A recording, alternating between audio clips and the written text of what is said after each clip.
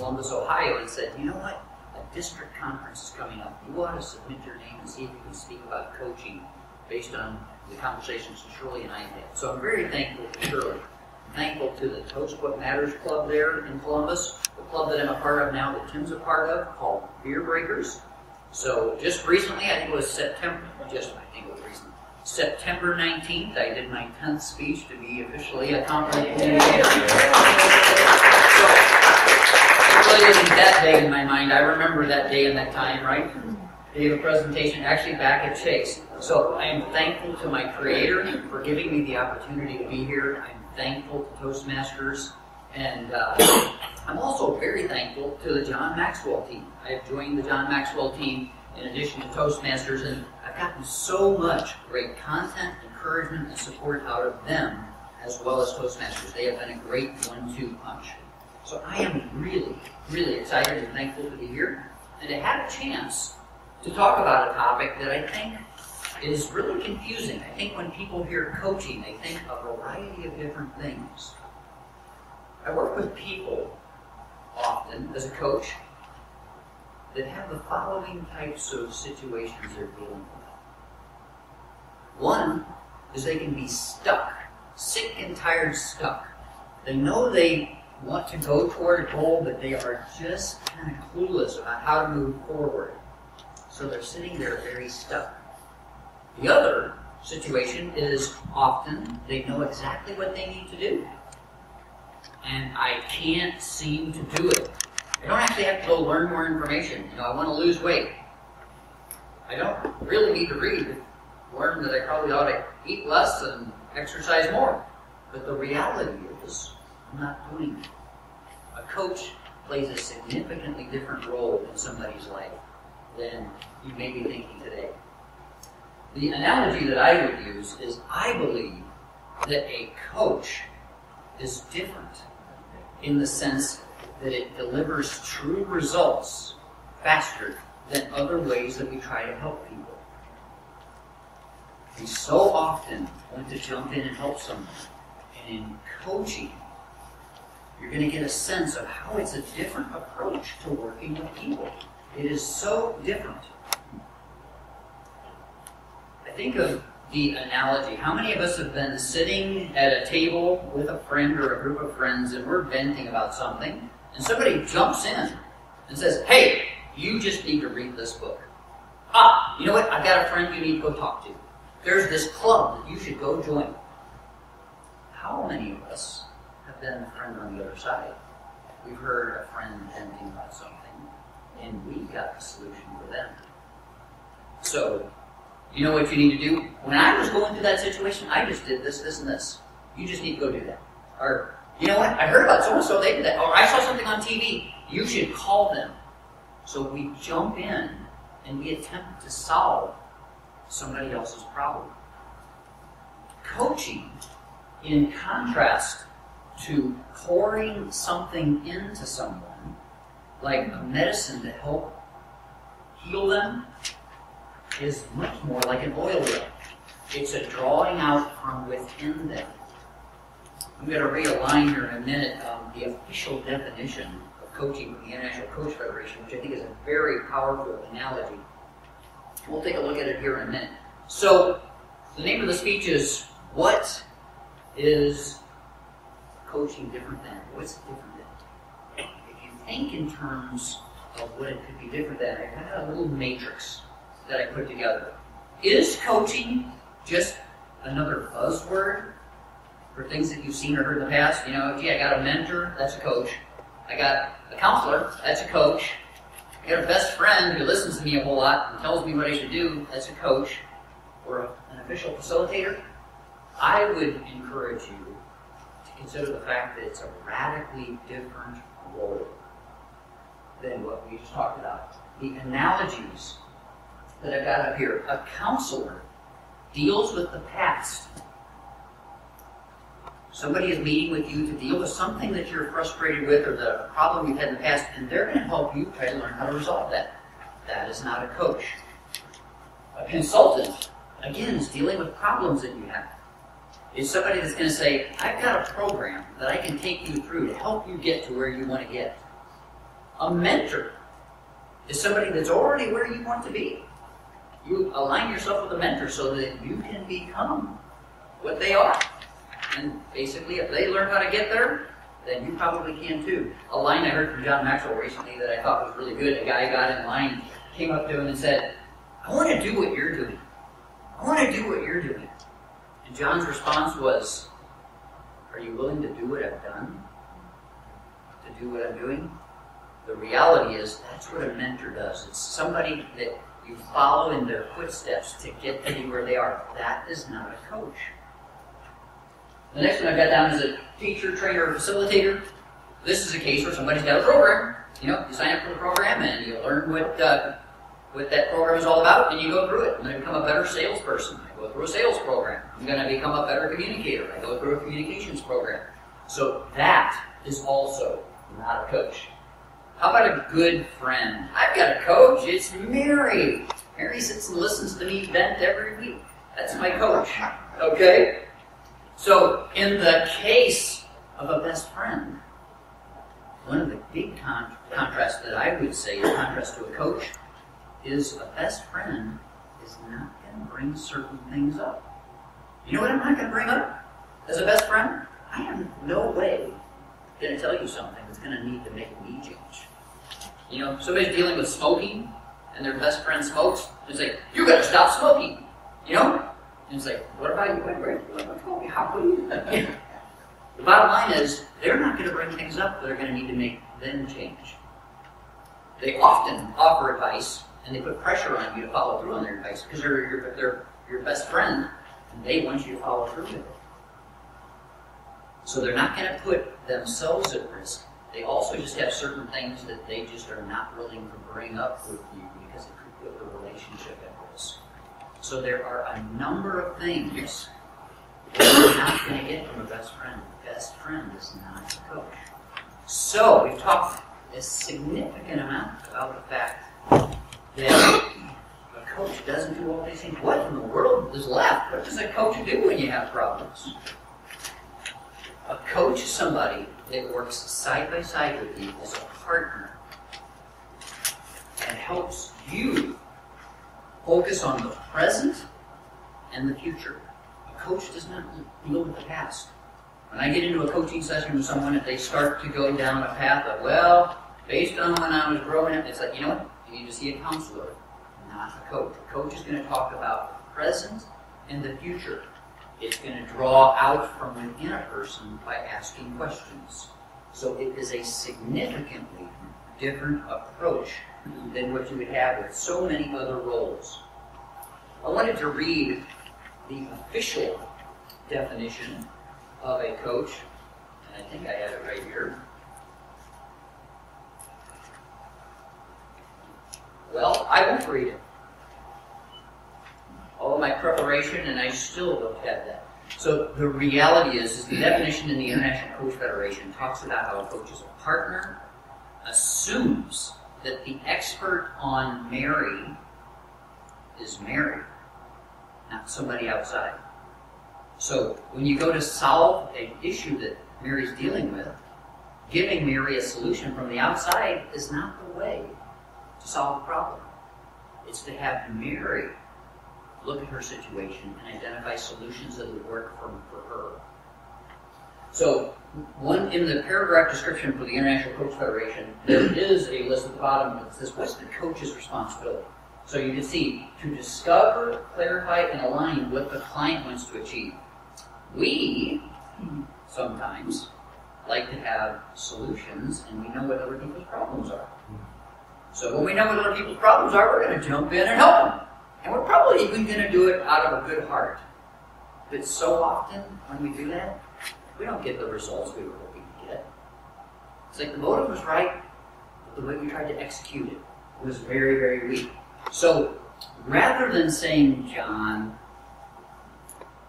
you're just in terrible condition. Maybe your weight's fine, but you're in terrible condition. You got to get to a gym. You got to find a way to build this into your life.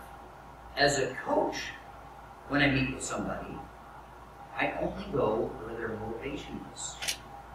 So my question when I would meet with an individual, and these are all things, I'm going to share a number of concepts that you can apply personally to your life, both to you as well as to the people around you, because you can have an influence on others. You can also use an official professional coach like me or someone else, but you can apply these concepts. So what I'm going to do is I'm going to say to John, what is it that's on your mind that you're frustrated with that you want to deal with? John might very well say, hey, you know, you've always known and you make comments to me time and time again about the fact that I'm not in good health and I probably should exercise, but I'll tell you what, the thing that's been on my mind is my relationship with my son, my oldest son. That has just been weighing on my mind. That's where I want to go. Or maybe it's the, I am just spending money like it grows on trees, and we live out in Arizona and there's no trees, you know, or whatever. So the reality is, you let the client define what it is they're dealing with and what's front that is center on their mind. That's where the motivation is. That's where change will happen. So it is a radically different perspective. The clarity one is another one that is so much fun. You have people that have goals, or actually, let's just use the analogy of weight. We'll just use the analogy of weight. So somebody says, you know what, I just want to lose weight. How clear is that? I just want to lose weight. How long have we wanted to lose weight? Forever. How clear is that? Not very clear. So as a coach, the approach is going to be, what does losing the weight give you? Literally, followed by silence. So that the person can begin to say, okay, so I lost the weight. What's different about my life? What is it that I even have behind wanting to lose the weight? And again, you ask appropriate questions, but literally, one of my early on questions would probably be, how much weight do you want to lose? And a lot of times, people have come nowhere near thinking that through. I just need to lose a bunch. It's like, well, what's a bunch? Well, I got to lose all 4 pounds. You know, well, as a coach, I just learned something. Because I might have been thinking they needed to lose 40 pounds, you know? But we're going to go where their motivation is. So we have to identify, what is it that you actually want to change, and how much? By when? Another great question. Rather than me having the solution of, well, you need to lose 10 every month, we can do this in 3 months, sign here. That is not the approach of a coach. The approach of a coach is going to be, by when do you want to lose your 4 pounds or your 20 pounds? And a lot of times, and I was going to probably use this analogy later, but it just happens so often that I have to share it now. The typical response when a question like that is asked, the head goes back, the eyes go into the head, and they say, good question. And this is, you know, in the analogy, this is somebody that wants to lose weight. They don't know how much they want to lose or by when. They just have been dealing with this heavy weight on their shoulders. Oh, I got to lose weight. Sometimes they don't even know why they want to lose weight, what it's going to do for them. So they end up processing, and in the case of a coach, you give them a window of time to think so that they get to come up with that. I use a guideline when I'm meeting with people of what I call 5-40-15. 5-40-15 represents, in a standard hour session that I'm meeting with somebody, I'll talk for about 5 minutes. If you're the coach, you're going to talk for 5 minutes? I'm going to talk for 5 minutes, probably max. There's probably a number of sessions I talk a lot less than that. The 40 is the amount of time that the individual I'm working with speaks. Let's see, if I take out an hour, that's 60 minutes. There's 15 minutes left. What happens with the other 15 minutes? You catch up and chat and whatever? No. Literally, with the coach, you might have 15 minutes of no discussion, no sound.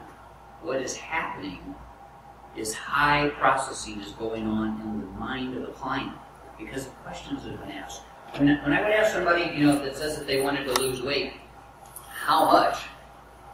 That might be a 40 to 60 second thought process to figure that out. They never thought that through. And then when I come back with a zinger that says by when, it's like, oh great, now I got to figure that out. So the eyes go into the head again, and they're getting clear. when they begin to get clear, it sets the stage for the next steps that can happen as a coach. So the 5, 40, 50 is a much different approach from most other roles that you would work with to try to help somebody. And again, working with just individual people as friends and interacting and using some coaching techniques, no, you don't need to use a 5, 40, 15 because it's not like you're going to cut your friend off, hey, it's an hour, I listen to you as a coach, this thing's over, let's go on. But the concept is one that's very powerful, especially if you allow them to be the people that come up with their own solutions. An analogy that I've used in the past is somebody says, I need to figure out how to better exercise. And as a coach, again, I'm not going to say, okay, well, how about if you did 20 push-ups a day and I'm going to say, what's the best way for you? How could you start that exercise program? Head goes up, the eyes go into the forehead. Usually, good question. And it's like, you know what? I drop off Tommy to school, both in the morning and I pick him up at night. I wait in the parking lot there at school, at his grade school, for about 15 minutes every night. There's a jungle gym set there. You know what? If I did 5 pull-ups on their little jungle gym bar, I would feel like I'm actually starting to move. And I already have that built into my schedule. How about if I commit to 3 times over the next week when I'm picking up my son? I'll just go and I will do those pull-ups. The interesting thing is when we see movement in our life, all of a sudden it starts to flow. You guys familiar with the flywheel principle in the Good to Great book? It's like you slowly get it going. It is so much fun. And incidentally, I'm doing coaching now. I love to see people's lives change. My biggest paycheck is when I go to bed and it's like I come down to the kitchen and tell my wife, dear, I would never have come up with a solution that they came up with. And then at the next session, often, not always, but often, the client shows up and he says, hey, I told you I was going to do those pull-ups, a couple of times this past week. I did it on Monday. I told you I was going to do 5. It felt so good. I did 7 on Monday. I did it again on Tuesday. I did it again on Wednesday. I did it all 5 days because it felt so good. I can now say I am starting down the path of exercising. But I'm exercising based on a solution that the client came up with that fits into their life, not a solution that a coach provided for them. Such a powerful way to look at things. I got this analogy from Cynthia with the John Maxwell team, and when I first started getting into coaching, and I thought, this is cool, I love this. I had to go out, and we sold our house so I could buy this really expensive gym. Well, actually, I think it was Marshall for $4.99. I could get a crystal. But as far as I'm concerned, this looks. Can you guys see that sparkle there? Yeah. The coaching is a priceless gem for clients because the things that it provides that you cannot get anywhere else include. It's all about them. I love this. Where else do you spend 60 to 90 minutes totally talking about you? Nothing else. I always ask at the end of my sessions, what is it that you most got out of the session? So I hear specifically what people had that related to them and what they're going to make progress on. One of the things I did at the end of an engagement with a woman that I worked with for 5 sessions, I said, how would you describe this coaching? One of the phrases that she used that I thought was really interesting, Andrea's name, she said, we went through these 5 sessions, generally an hour, sometimes we went a little long, I kind of say 60 to 90 minutes. She said, you didn't ever talk about yourself. Not once. In all those sessions, every time we sat down, it was 100% talking about me and my life. There was no 2-way ounce to it. So one of the reasons that coaching is a priceless gem is because it is totally focused on the client.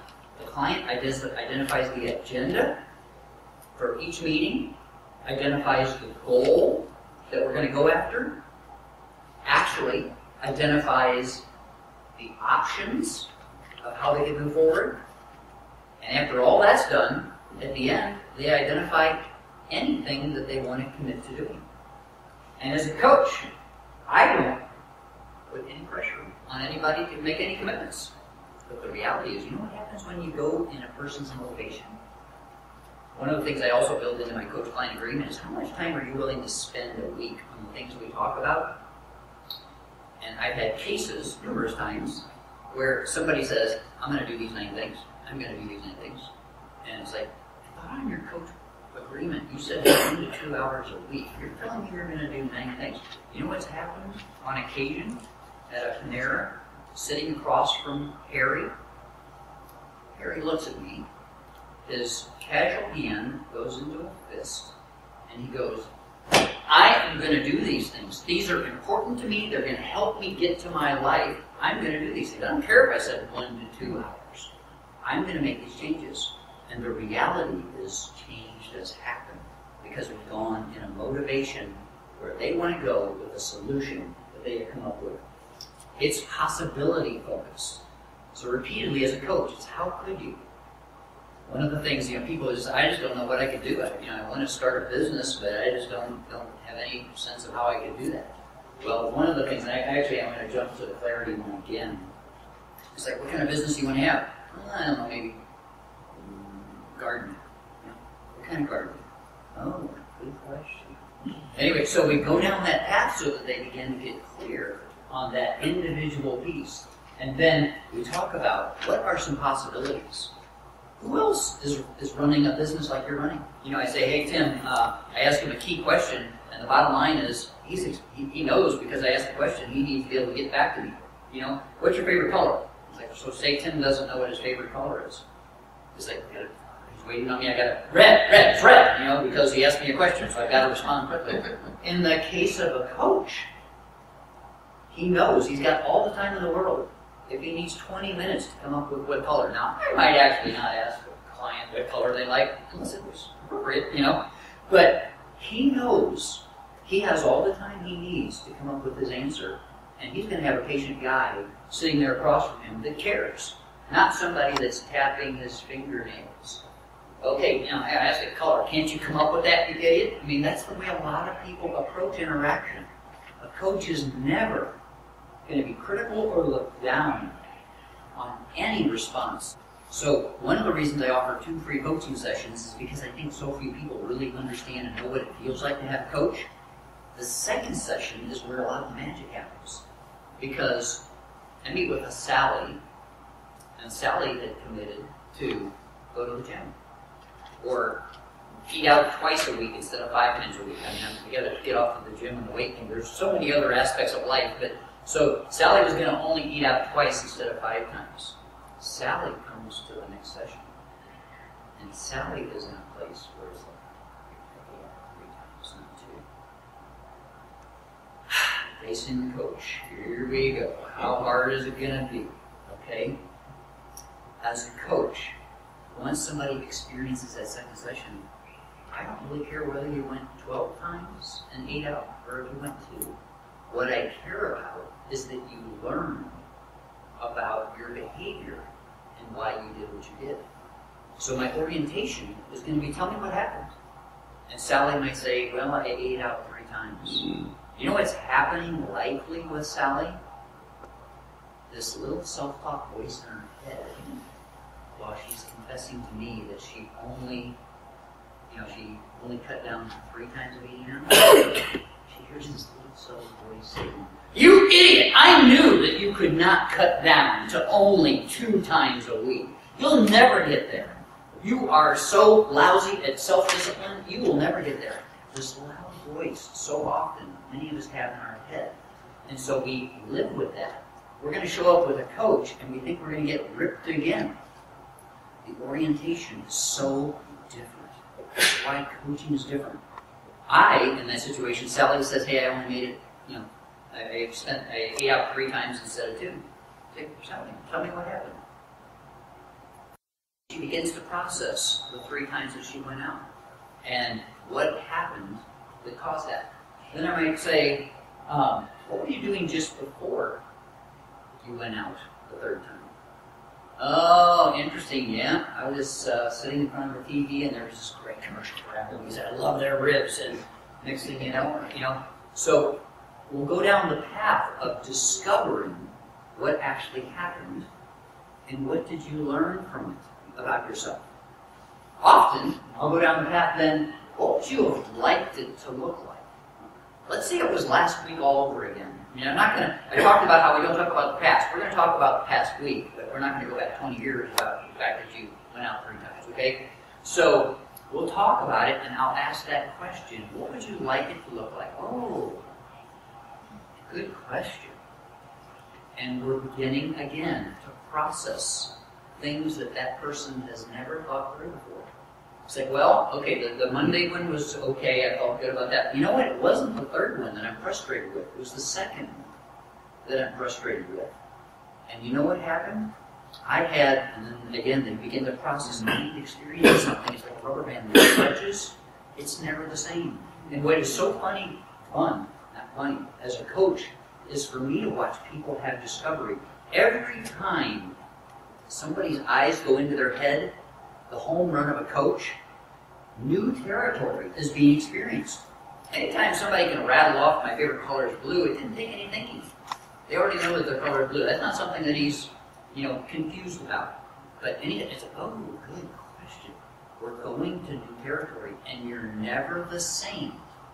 Once you process what it was and what you would have liked it to be, the next time that situation comes up, at very minimum, you're looking at that situation different because you've actually now defined specifically what it looks like. So it is a radically different approach. Clear thinking, we're talking about the future. Again, I could go on. I'm going to talk about the partner. I'll get the partner thing as well, and then move on. So many times when we work with people and we're trying to help them, guess what we become? We become the parent. We become the expert. Okay? So my orientation is, I'm going to tell you, you need to go to the gym. Go Tuesday. Or you need to go to the gym. Oh, you got to go Tuesday. One way or another, we move into a parent mode. A coach applies the concept of partnership. You join somebody as a peer, and you're literally in a mode of asking questions. The discovery, the learnings, all of that's happening by the individual, not as somebody that's talking down to you. That is what a coach is. It is a radically different perspective. I wanted to read a few lines to you, and do I not have these as well? Oh. I don't have them up here. Interesting. Well, the bottom line is I can read them on the screen. Okay, I was going to read a couple of these to you. I've talked about a coach's perspective of the coaching relationship. How about on the other side of the table? People that have actually experienced the coaching relationship. Let me look for one of the ones here. I could read any. You provide me with space to articulate my thoughts and to hear myself reflect. There was one that I thought was just really kind of fun. Here it is right here. Chris helped me to reevaluate my own goals by leading me to my own answers to the most important question. It feels like the noise volume level dialed down so that your most important thoughts can be heard. How many of us have been in places where it's like, I just can't hear myself think? And you don't have the patience to be able to sit and actually process something. With somebody sitting across from you that truly cares about you, it's a different environment. A significantly different environment. Those of you that were in Kareem's session, who all was in Kareem's session that were in there? Okay, so guess what he talked about? He talked about an acorn or a nut. As a coach, I've talked a lot so far about process. Okay? The way that you look at a person is radically different. In the case of, you either see an acorn or you see the potential of a mighty oak tree. And again, as Kareem talked about, soil is critical. You know, we get to choose the soil that we plant ourselves in a significant way.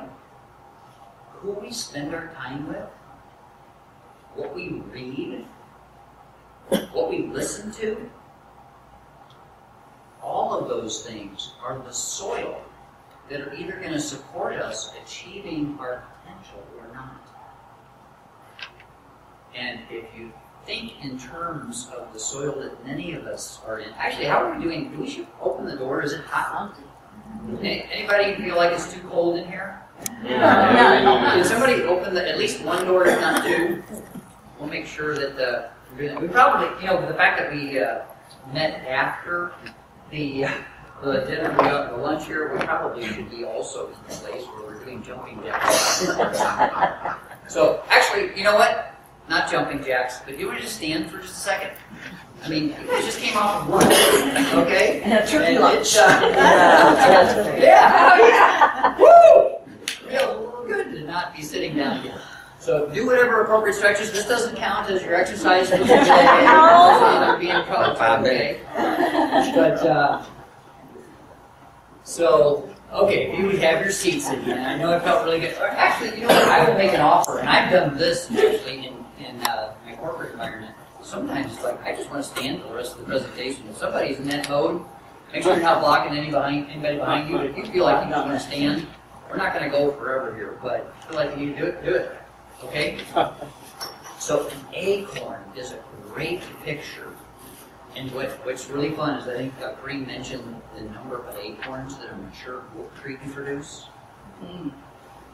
I looked up the number. In 1 year, a mature oak tree can produce 100,000 acorns in 1 year. Over the life of an acorn tree, or an oak tree, 13 million acorns. And guess how many of those acorns would be produced if this acorn stays in my pocket?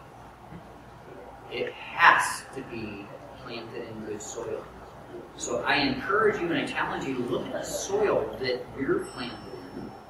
And as we've talked through some of these concepts about coaching, you can apply a bunch of the things we've talked about to create different soil for the people around you.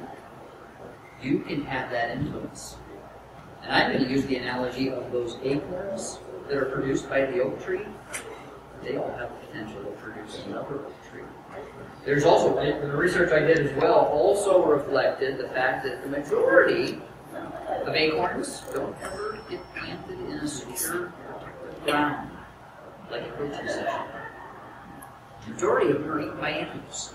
And I won't go down the analogy. There are several analogies that I could use about what happens to the majority of the acorns. But the reality is for you to become all that you can be, planting yourself in healthy, rich soil is critical to be able to do that. Okay, we're going to hit a few things here. Keys to excellent coaching, real quickly. So if you want to apply these things, one, the first picture is representing partnership. Approach people as a partner, okay? Not as somebody who's looking over them. The second one is go where they're motivated, not where they're not motivated. The third one, up here at the top, is don't cut them off. Let them be creative. When you ask a question that opens them up, don't rush them to the next topic you want to go to. Let them truly be able to explore. And the bottom one is focus on learning. Learning is so important. And it's one of the distinct differences versus focusing on results. The results will happen when you have a situation where you're providing the right thing. Some of the challenges, real quickly, coming up with our own solutions, and that can be verbally or it can be in our own mind. What's really tough is to ask open-ended questions if you've already got a solution for somebody in your mind. It is really tough. So keep that in mind. The second one is talking about leading questions. Don't you think you should go to the gym today? Technically, that was a question, right? Yeah. Don't you think you should go to the gym? So, not asking leading questions. And then the third one is cutting them off. Don't cut them off. Give them space and time to think. It is so powerful when you do that. So, the challenge is I've shared a lot of concepts with you, how a coach is different. I hope you have a much better sense of how coaching is a much different approach than so many other ways that we try to help people. And I believe that coaching is different in the sense that it produces true results faster. And you can have that influence and impact on people's lives. So I encourage you to apply them for yourself and for others. I ran out of time. I got too excited about the stuff that coaching is made up of. I will be around for the rest of the conference if you have questions that you'd like to ask. I have a drawing. If we could bring the drawing basket up here real quickly, we're going to give out a couple of things. Did everybody get their ticket in? Yeah, is there anybody that didn't get to put their name in for drawing that would like to? One person. You want to get one and fill it out? Sure. Yep. Actually, here I've got one extra one here. We have a couple. Yep. Yeah. Anybody else? We have a couple more. Okay, so we'll do the drawing quickly when the other names get in. But real quickly, the first one will be for a book called Leadership Gold by John Maxwell. It's a summary of like 30 or 40 years of leadership experience that he's been teaching on. A really powerful book. The next one is 5 Levels of Leadership, one of his newer books. It's, again, a really powerful book. And the grand prize is to get to experience coaching yourself. I do 2 free sessions for anybody. This is 4 free sessions. Okay, so whoever gets this one gets 4 free sessions. So, who's going to be our volunteer to draw out the first name? This is for the Leadership Gold book. And the winner is, drum roll please, I don't have my glasses on. Ooh, I like that. Jean Moffitt. Oh,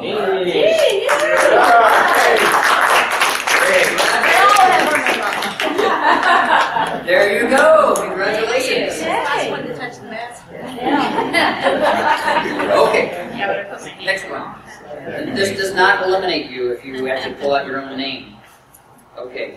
The next one is on the back. Carol Cornwall.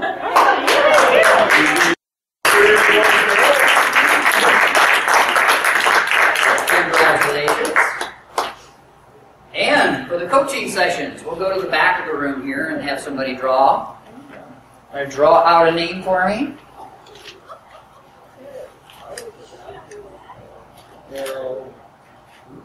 Carol Cornwall. Oh, no. She put in 2. So you have 2 in here, it sounds like. Okay. That's right. Oh, you know what? I bet it got thrown in back. Oh, throw that in. That's right. We'll try one more. Okay, stir these around, and apparently that one made it back in.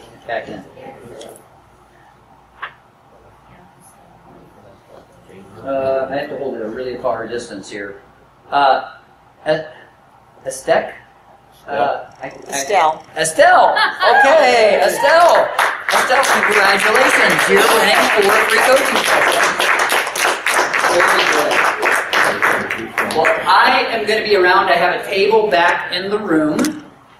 And so if you have any questions or you just would like to learn more about coaching, you know, whether you want to do it yourself, whether you're looking and you'd like to try and experience a coaching session yourself.